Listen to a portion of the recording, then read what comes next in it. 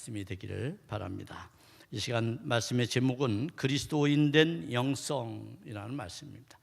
그리스도인이 되었으면 우리는 어떤 가치관과 그리고 삶을 살아가야 되는가에 관해서 바울이 오늘 골로새 교회에게 주지시키고 있는 말씀을 우리도 함께 받도록 그렇게 하겠습니다.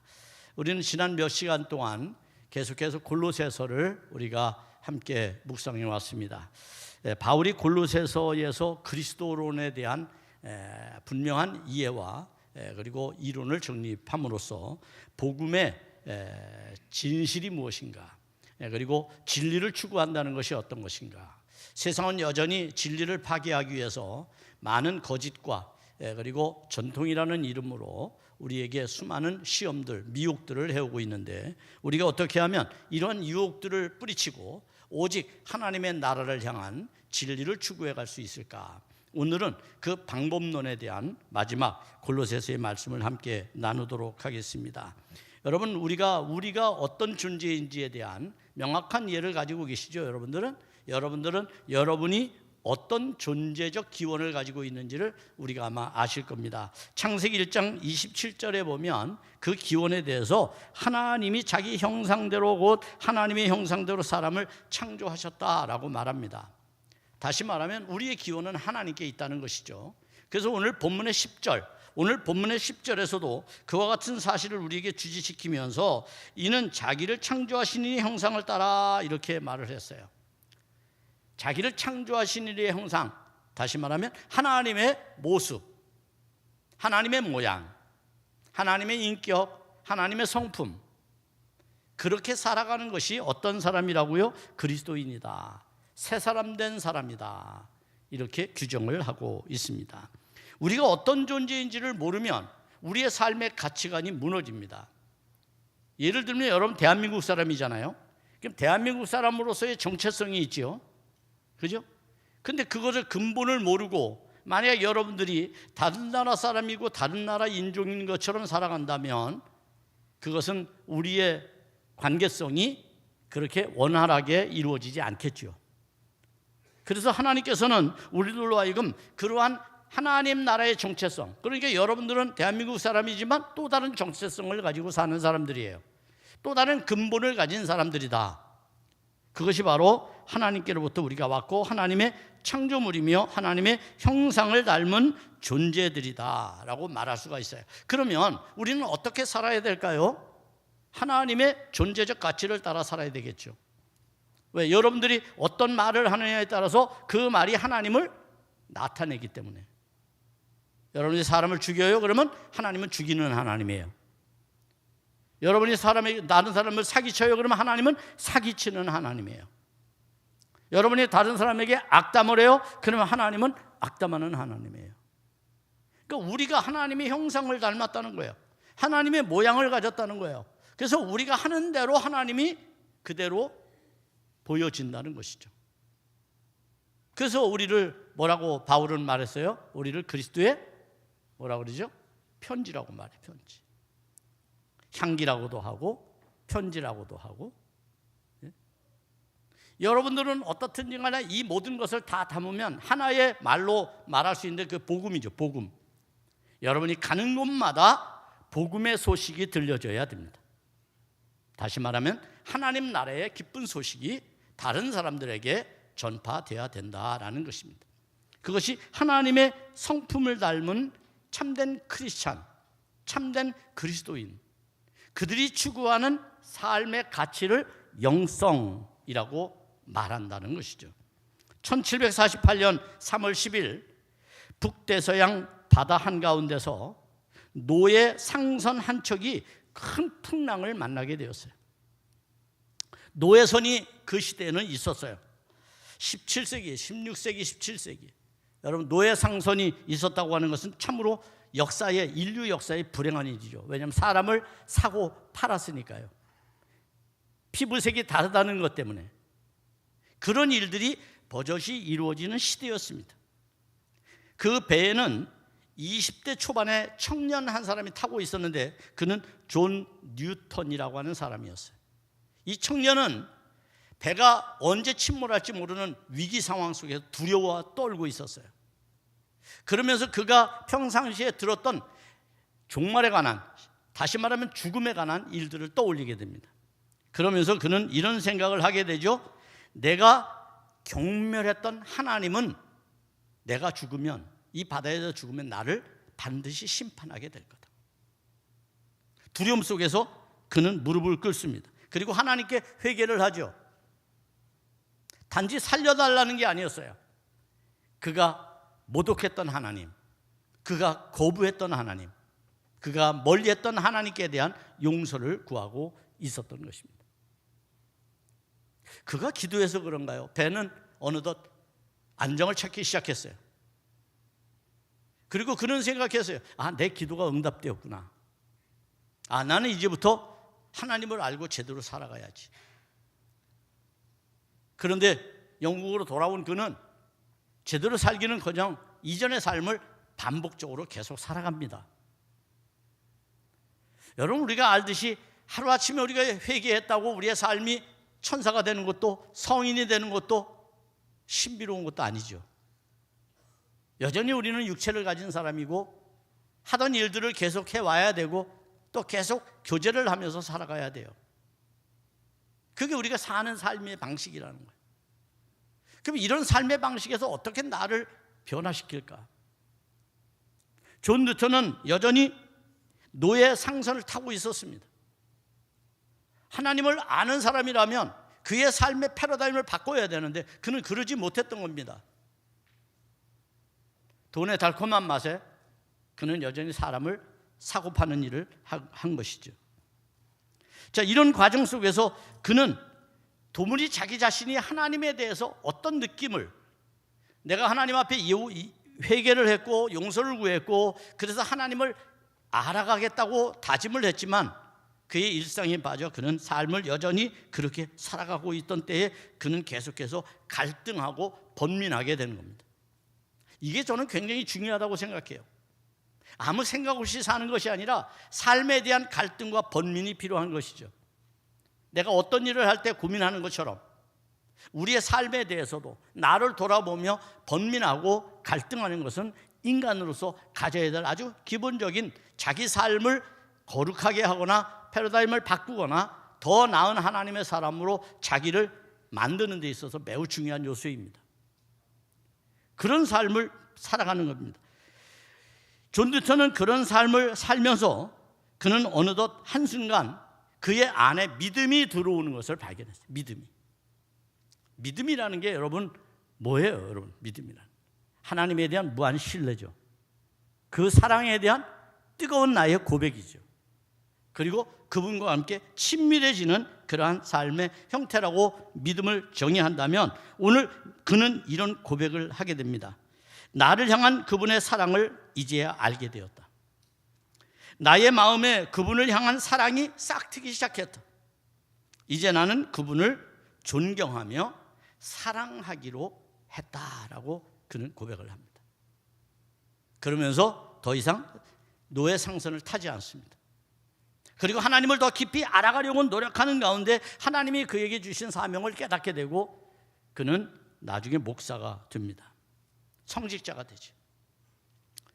그런 이후에 그는 그의 삶을 성직자가 되는 걸로 끝내는 것이 아니라 내가 그 북대서양 대서양 그 한가운데서 침몰하는 배 가운데서 하나님 앞에 용서를 구하고 하나님 앞에 회개했던 그의 삶은 어떤 것인가를 고민해 보게 되었어요. 그것은 단지 내가 하나님께만 돌아와서 안주하는 것이 아니라 내가 하나님께서 나에게 요구하시는 내가 성직자가 되는 것으로 끝내는 것이 아니라 내가 과거에 사람을 사고 팔았고 그리고 사람을 무시했던 그런 삶의 모든 불합리한 것을 고치는 것만이 하나님 앞에 바른 나의 고백이다, 선언이다 라고 생각을 했습니다. 그것이 믿음이라고 생각한 것이죠. 그래서 그는 성직자가 되고 난 이후에 노예 폐지 운동을 합니다. 이 운동을 펼쳐서 끝내 영국에서 노예를 폐지하게 되는 그런 일이 일어나게 되는 겁니다. 그는 이러한 삶을 경험하면서 하나님 앞에 하나님이 자신을 구원한 일에 대한 감사와 감격을 가지고 그는 시를 쓰게 되는데, 그 시가 바로 찬송가 405장 나 같은 죄인 살리신 주 은혜 놀라와, 이런 은혜로운 찬송시를 쓰게 되는 겁니다. 하나님 앞에 우리의 삶을 돌이킨다고 하는 건 어떤 걸까요, 여러분? 나를 구원하신 하나님, 그 은혜에 대한 달콤함만 느끼면 되는 걸까요? 매주일 주님 앞에 나와서 썬데이 크리스찬처럼 그냥 위로만 받고 내가 그래도 주님의 자녀다라고 하는 것을 확인만 하고 돌아가면 되는 겁니까? 나의 삶을 어떻게 바꿔갈지에 대한 도전의식은 우리에게 없는 겁니까? 수십 년 동안 설교를 듣고 말씀을 묵상해왔지만, 기도로 다짐하고 다짐해왔지만, 우리의 삶은 여전히 동일한 삶의 패턴을 살아가고 있는 이유는 무엇일까요? 그것은 우리의 삶에 특별한 하나님의 요구에 대한 응답이 없기 때문이에요. 마치 거룩한 부담이 우리에게 주어지지 않기 때문이에요. 여러분, 부담 없이 교회 다니기 원하시죠? 현대 교인들은 그래요. 그런데 여러분 놀라지 마세요. 부흥하는 교회, 확장하는 교회는 끊임없이 부담감을 줍니다. 근데 저는 그런 부담감은 좋다고 생각하지 않습니다. 어떤 부담감입니까? 거룩한 부담감입니다. 거룩한 부담은 우리의 삶을 성화시키는 겁니다. 우리의 삶을 돌이키는 겁니다. 번민과 갈등 속에서 내 삶을 제자리 찾도록 다시 하나님께 돌아가는 거죠. 그런 부담감이 있어야 합니다. 하나님과 멀어지지 않도록, 하나님과 영원히 이별되지 않도록 우리를 끊임없이 하나님께 나가도록 책직질하는 것, 그것이 바로 우리의 거룩한 부담입니다. 그런 부담으로 우리는 신앙생활을 해야 합니다. 아무런 부담감이 없다면 생각도 없는 것이고 의지도 없는 것입니다. 그런 믿음을 하나님은 좋아하지 않습니다. 적어도 내가 가진 믿음이 진실한 믿음이라면 오늘 바울이 본문에서 우리에게 말씀하고 있는 그리스도인 된 우리의 영성은 어떤 삶을 추구해 가야 되는가라고 하는 것에 대해서 깊이 깨닫는 시간이 되기를 바랍니다. 그동안 우리는 1장을 통해서 예수 그리스도에 대한 바른 교훈을 바울로부터 제시받았습니다. 2장에서는 세상의 원리를 따르는 거짓 교훈들을 경계하라는 바울의 경고를 듣게 되었죠. 그리고 오늘 본문 3장에서 우리는 그러므로라고 하는 세 번의 등장을 통해서 바울이 우리에게 하나님과의 어떤 관계를 맺어야 되고 어떤 삶을 추구해 가야 되는지에 대해서 설명하기를 원합니다. 그것은 우선 그리스도인과 그리스도와의 관계입니다. 우리에게서 제일 중요한 것은 예수 그리스도와의 관계입니다. 어떤 관계를 내가 지금 맺고 있는가? 그리스도와 나는 어떻게 친밀한가? 그리스도와 나는 둘도 없는 친구 사이인가?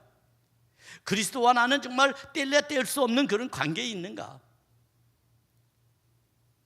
여러분, 이것에 대해서 여러분이 먼저 정립을 해야 합니다. 두 번째는 그리스도인과 자신과의 관계입니다.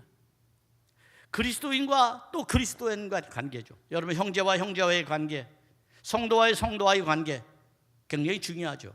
이 관계가 잘못되면 모든 것이 어그러질 때도 있습니다. 세 번째는 그리스도인과 타인과의 관계입니다. 소위 말하면 우리와 세상 사람들이죠. 그들과의 관계를 어떻게 맺어야 되는가? 이것에 대해서 오늘 이 본문은 우리에게 세 가지의 중요한 가치를 우리에게 제공해 줍니다. 이렇게 살면 그리스도인 된 영적 삶을 살아갈 수 있다, 이렇게 바울이 말하는 겁니다. 그 첫째는 바로 위의 것을 찾는 영성입니다. 여러분, 성경에 보면 1절에 이렇게 말합니다. 그러므로 너희가 그리스도와 함께 다시 살리심을 받았으면 위의 것을 찾으라, 그렇게 말합니다. 위의 것을 찾는 영성, 삶의 가치관, 삶이 무엇을 추구하는지에 대한 우리의 그러한 목표, 이런 것들이 바로 위에 있어야 된다는 것이죠. 이 말을 다른 말로 말하면 이런 얘기입니다. 하늘나라를 살고 있는 것처럼 살아라. 하늘나라에 살아가고 있는 것처럼 살아라. 내가 지금 하나님 나라의 백성으로 하나님 나라의 주님과 함께 살아가는 것처럼 살아라. 숨을 쉬고 눈동자를 굴리고 호흡하고 함께 인격적인 관계를 맺고 이런 모든 삶의 패러다임을 그렇게 살아가라는 거예요. 하나님 나라의 거룩한 백성으로서의 삶을 살아가라는 것이죠. 여러분, 거듭난 자의 가장 중요한 이상형이 누구일까요? 거듭난 자 가장 중요한 이상형이 누굴까요? 그건 그리스도입니다. 어떤 목사님이 아닙니다, 여러분. 세상에서 말하는 위인이 아닙니다. 훌륭한 지도력을 가지고 능력을 가진 존재가 아닙니다. 정말 거듭난 사람의 가장 중요한 모델은 예수 그리스도밖에 없습니다. 그분이 우리의 모델이 돼야 합니다. 다시 말하면 참 하나님이며 참 인간이셨던 그분의 삶을 우리가 어떻게 추구하고 살아갈 것인가, 그분과의 인격적 관계 속에서 어떻게 그분과 호흡하며 살아갈 것인가, 이것이 굉장히 중요하죠. 그리스도 안에서 새 사람이 된 그리스도인은 거룩한 정체성을 갖기 위해서 따라 최선의 방법을 노력해야 하는데 위의 것을 추구하기 위해서 노력해야 한다는 말이 됩니다. 이는 손으로 하지 않은 할례로 거듭난 성도들이 세례를 통해 경험한 은혜를 유지하는 완전에 이르는 일이라고 얘기할 수 있어요.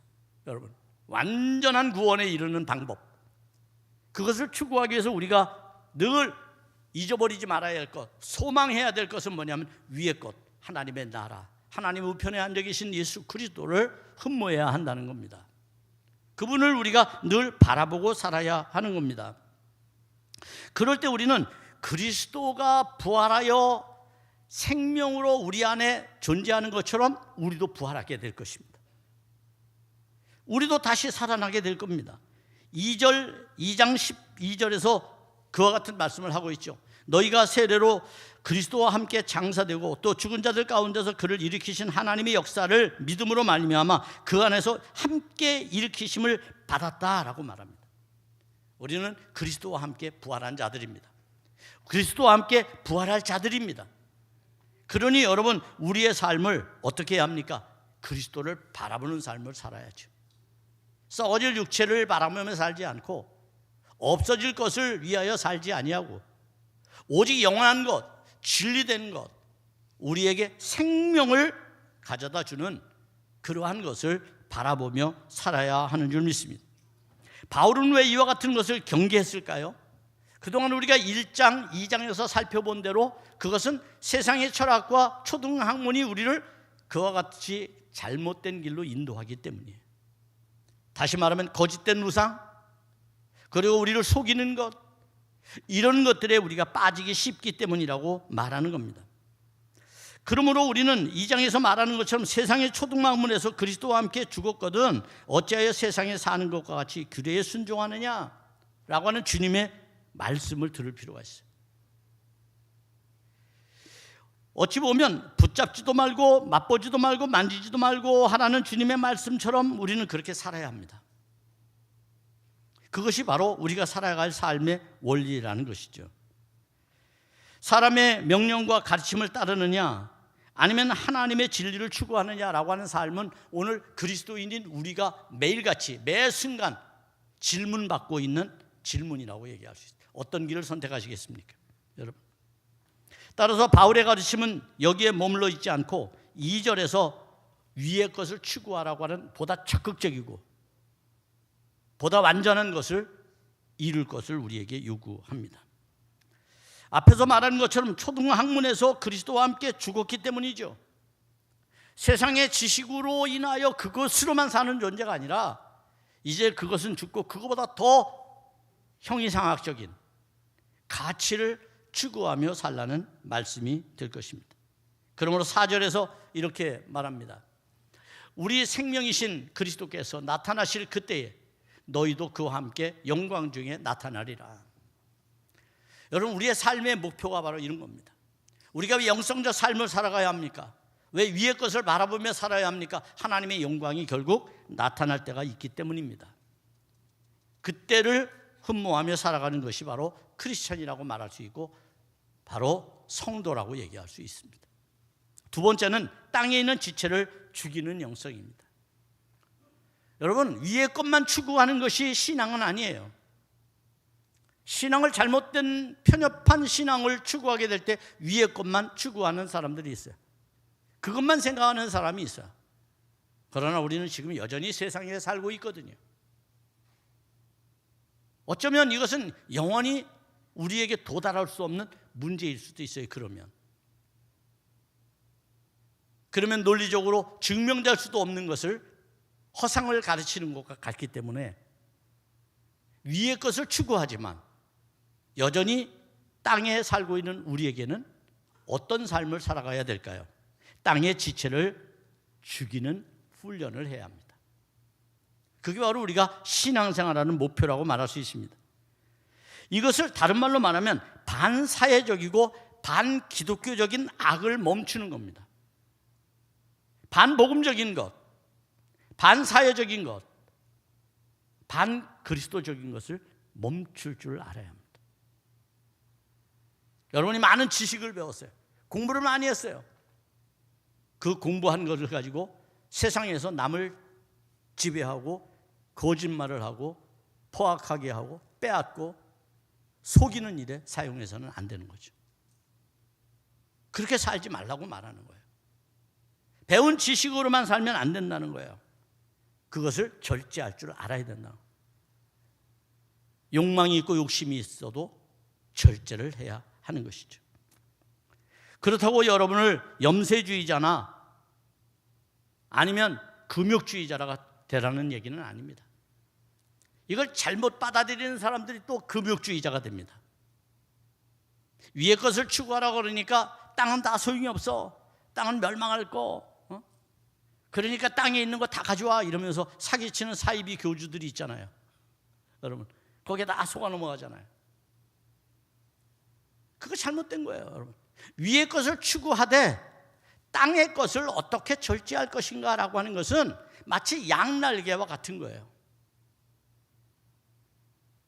그래서 우리에게 땅에 있는 지체를 죽이는 일은 매우 중요합니다. 왜요? 모든 것은 욕망의 산물이기 때문이에요. 인간이 얼마나 어마어마한 욕망을 가지고 있는데요. 하나님같이 되고 싶은 게 인간이에요. 하나님같이. 어떤 아이에게 어머님이 기도하라 그랬대잖아요. 야, 기도하면 하나님이 다 들어주셔. 그랬더니 한 아이가 어머니에게 그랬대잖아요. 기도하면 다 들어주셔? 그러면 하나님이 엄마 꼬봉이야? 아이가 그랬대요. 야 이놈아 그래도 하나님 앞에 기도하면 다 들어주셔. 그랬더니 또 한 아이가 엄마한테 그랬다는 거예요. 그래요? 그럼 나는 이렇게 기도할 거야. 내가 하나님이 되게 해달라고. 어떻습니까 여러분? 아이의 말에서 너무나 많은 교훈을 배울 수 있겠죠. 어쩌면 인간의 욕망이 그런 겁니다. 인간의 욕망. 얼마나 똑똑해요. 뭐 작은 거 달라내지 말고 이 양면 나가 하나님 되게 해달라고 말하면 여러분 종교는 욕망의 투사가 아니에요. 그렇기 때문에 우리가 잘 이해해야 돼요.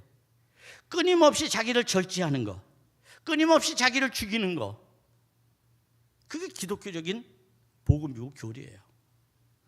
구원에 이르는데 가장 방해가 되는 게 뭡니까? 자기의입니다. 자기의. 내가 스스로 의롭다고 생각하는 자기의죠. 그리스도로 인해서 내가 의롭게 된 존재가 아니라 내가 스스로 의로워진 것. 그런 교만함이 인간에게 얼마나 많은 갈등과 대립을 갖게 하는지 모릅니다.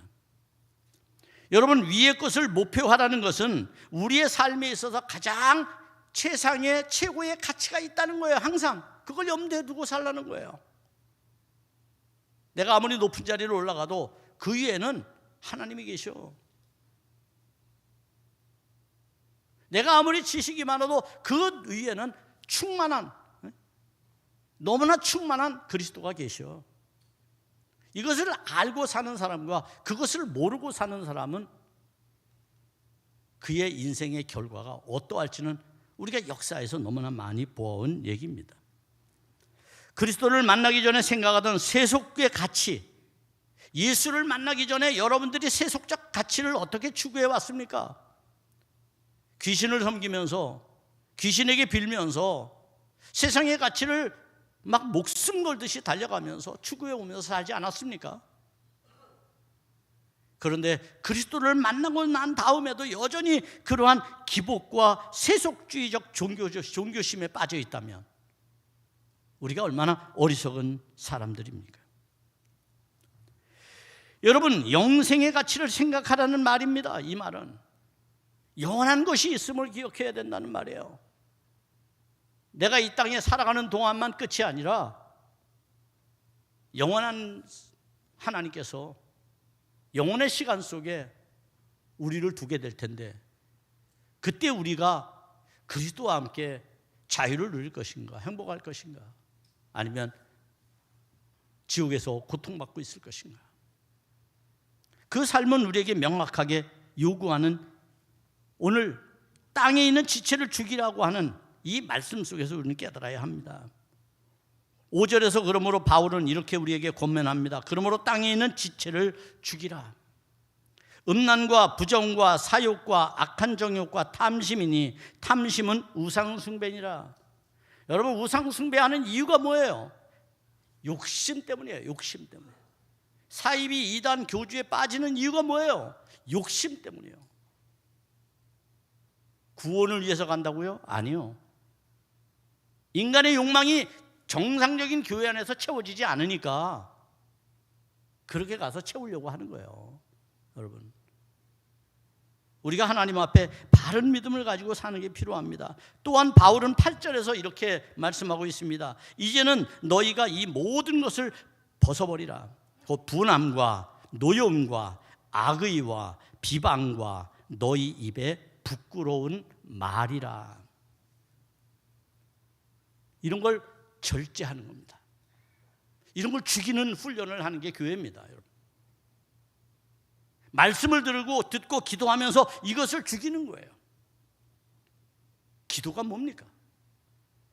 하나님 앞에서 나를 아는 겁니다. 내가 얼마나 거짓된 존재, 악한 존재, 부끄러운 존재인지. 하나님의 은혜로 거듭나는 것이죠. 그래서 새롭게 되는 거죠. 그러므로 성화라고 하는 것은 단 한 번에 이루어지지 않습니다. 성령 안에서 절제하며 경건의 훈련으로 인내할 때 우리는 거룩하게 되는 겁니다. 우리는 세상을 살면서 그리스도를 증거하기 위해 노력하고 필요한 것들을 하나님 앞에 열심히 구하며 살 필요가 있습니다. 그러나 그 모든 것을, 필요한 것들을 위해서 열심히 구하되 그것을 취급하는 데에는 가장 중요하게 하나님의 뜻을 먼저 구해야 합니다. 무엇을 가졌든지 간에, 여러분들이 무엇을 누리든 간에, 그 어떤 일을 하든지 간에 여러분들이 그것을 누리는 데 있어서, 그것을 취급하는 데 있어서 가장 중요한 것은 하나님의 뜻을 먼저 생각하라는 겁니다. 고린도전서 10장 23절은 이렇게 우리에게 주의를 줍니다. 모든 것이 가하나 모든 것이 유익한 것은 아니요, 모든 것이 가하나 모든 것이 덕을 세우는 것도 아니다. 여러분, 우리가 세상에 살면서 자유가 주어졌죠. 자유라고 해서 막 하면 그건 뭐예요? 방종이죠. 자유라고 그러면서 내 마음대로 하고 남에게 해를 끼치면 그거는 범죄가 되는 겁니다. 그리스도 안에서도 마찬가지죠. 결국 그리스도인 된 영성은 에베소서 4장 2절의 말씀처럼 사는 겁니다. 말씀을 보십시오. 하나님을 따라 의와 진리와 거룩함으로 지으심을 받은 새 사람을 입으라. 우리는 새 사람이 되는 사람들입니다. 새로운 사람은 생각도 새로워야 되고, 말도 새로워야 되고, 목표도 새로워야 되고, 삶의 태도나 방식도 새로워야 되는 겁니다. 여전히 구닥다리처럼 예수를 만나기 이전처럼 살아간다면 그를 어떻게 구원의 백성이라고 말할 수 있겠습니까? 어떻게 그런 존재를 하나님의 자녀라고 얘기할 수 있습니까? 적어도 우리는 이렇게 사는 데 있어서 필요한 여러 가지 수단들이 우리에게 있음을 감사해야 합니다. 오히려 그 수단을 뭐라고 말합니까? 은혜의 수단이라고 말합니다. 은혜의 수단. 여러분, 어려운 얘기라고 생각하지 마시고 한번 이렇게 생각을 해보세요. 여러분들이 그동안 신앙생활을 하는 데 있어서 믿음을 지금까지 지킬 수 있었던 이유는 무엇 때문이에요? 그 방법, 믿음을 지키기 위해서 내가 했던 것, 그게 바로 은혜의 수단이에요. 그러니까 은혜의 수단이라고 하는 것을 좀 일찍 가르쳤으면 이것이 얼마나 소중한 것인지를 우리가 알 텐데, 그러지 않고 목사님들이 뭐 해라 그러니까 하라 그러니까 하기가 싫어. 그래서 안 해. 그렇죠? 여러분? 그런데 그게 굉장히 중요한 거라는 거예요. 기독교인들에게 은혜의 수단이 있어요. 이 은혜의 수단은 내적인 수단과 외적인 수단이 있어요. 내적인 수단은 뭘까요? 그건 믿음입니다. 믿음은 누가 줬을까요? 내가 노력해서 얻은 걸까요? 아니죠. 성령께서 주신 거예요. 하나님의 선물이에요. 믿음은. 여러분, 여기 나와 있는 여러분들은 전부 하나님의 선물을 받은 사람들이에요. 할렐루야. 그래서 우리는 하나님께 감사하고 찬송하는 거예요. 왜? 은혜를 받았으니까, 하나님 앞에. 이 믿음이 얼마나 중요하길래 다음 시간에 믿음에 대해서 말씀을 나눕니다. 믿음이 얼마나 중요한지.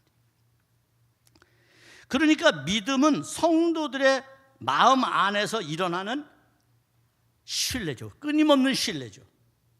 여러분, 인간이 왜 자꾸만 불안해합니까? 의지할 곳이 없기 때문이에요. 그래서 의지할 것을 찾기 위해서 세상에 좋다는 걸 다 찾아가잖아요. 어떤 사람들은 명품을 의지함으로써 자부심을 머리에 힘주고요.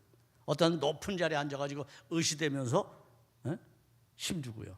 어떤 사람들은 돈 쓰는 재미로 또 힘을 주고 사는 사람이 있고, 어떤 사람은 그것도 안 되니까 연예인을 쫓아다니면서, 어떤 사람은 또 요즘엔 또 스포츠, 이게 또 신이 돼버렸어요. 제가 로마 이태리를 갔을 때요, 길거리 현수막을 보고 기절하는 줄 알았어요. 뭐라고 써 있는지 아세요? 현수막에 축구는 신이다. 여러분, 로마 한 거리에 현수막으로 축구는 신이다 이렇게 써 있어요. 거기 가면은요, 모든 여러분 뭐 음식점, 술집, 한두 가지 모두가 다 축구로 하루 종일 축구만 틀어놓고 가요. 그것도 여러분 그런 겁니다. 그것뿐만 아니죠. 뭐 세상이 좋다는 거, 이런 데 전부 의지하려고 해요. 사람의 마음이 그런 거예요. 사람이 똑똑한 것 같지만 그렇지 않아요. 스스로 설 것 같지만 그렇지 않아요. 그래서 사람 인자를 쓰는 거예요. 서로 의지해야 된다. 자꾸 무엇인가 기대려고 하는 거예요. 그런데 우리 안에 믿음이 딱 들어오면 그런 것들에 대한 아쉬움이 사라지는 거예요. 왜? 오직 믿음으로만 나를 하나님과 나와의 관계를 친밀하고 견고하고 튼튼하게 만들어내는 거예요. 그게 믿음이에요. 그래서 그 믿음을 선물로 받은 것이 우리예요. 고린도전서 12장 3절 이하의 말씀을 보면 이렇게 말씀해요. 성령으로 아니하고는 누구든지 예수를 주라 할 수 없느니라. 성령이 여러분에게 믿음을 줬다, 그런 얘기예요. 그러니까 내가 스스로 노력해서 얻은 게 아니에요. 네? 어떤 목사님이 준 게 아니고요, 어떤 장로님이 준 게 아니고, 어떤 교인이 준 게 아니에요. 성령이 주신 겁니다. 할렐루야. 부모님이 주신 것도 아니에요. 우리가 잘 이해를 해야 돼요. 성령대로. 자, 그 다음에 외적인 수단이 있어요. 그러면 이 믿음, 우리 안에 있는 내적인 믿음을 견고하게 하기 위해서, 하나님과 친밀해지게 하기 위해서, 더욱더 강하고 아주 밀접하게 하기 위해서, 하나로 묶기 위해서 어떻게 해야 되느냐? 이때 이제 외적인 것에 대한 노력이 우리에게 필요해요. 그때 바로 여러분의 노력이 필요한데, 이때의 노력을 우리는 믿음을 일으키는 수단이라고 말합니다. 이것에 대해서 웨스트민스터 대교리문답에서는 이렇게 말하죠. 그리스도께서 자기의 중보의 은덕을 우리에게 전달하는 외적이고 통상적인 방편들은 그분의 모든 규례들, 말씀과 성례와 기도 등이다 라고 말했어요. 그러니까 여러분들이 그동안 믿음을 지키기 위해서 해왔던 예배 드리는 거, 기도하는 거, 여러분 이 모든 것이 다 은혜의 수단이었다는 거예요. 그래서 목사님들이 예배하라고 말하고 기도하라고 말하는 거예요. 왜? 그래야만 믿음을 지킬 수 있기 때문에. 그렇지 않으면 믿음을 지킬 수 없어요, 여러분. 이러한 외적 수단은 통상적 수단과 특별한 수단으로 구분을 하는데, 웨슬리는 이렇게 말했습니다. 우리 존 웨슬리는 뭐라고 말했습니까? 기도, 성례전, 모든 종교의 공동 예배, 개인 경건 훈련, 금식 등이다라고 말했어요.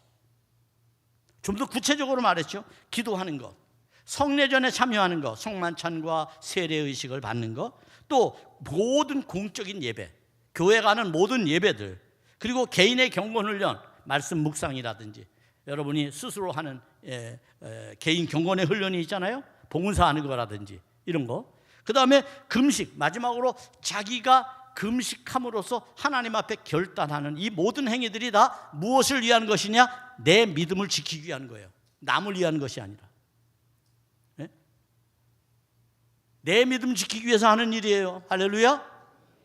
여러분의 믿음을 지키기 위해서 우리가 이와 같은 일을 해야 된다는 겁니다. 갈라디아서 2장 20절에 말씀합니다.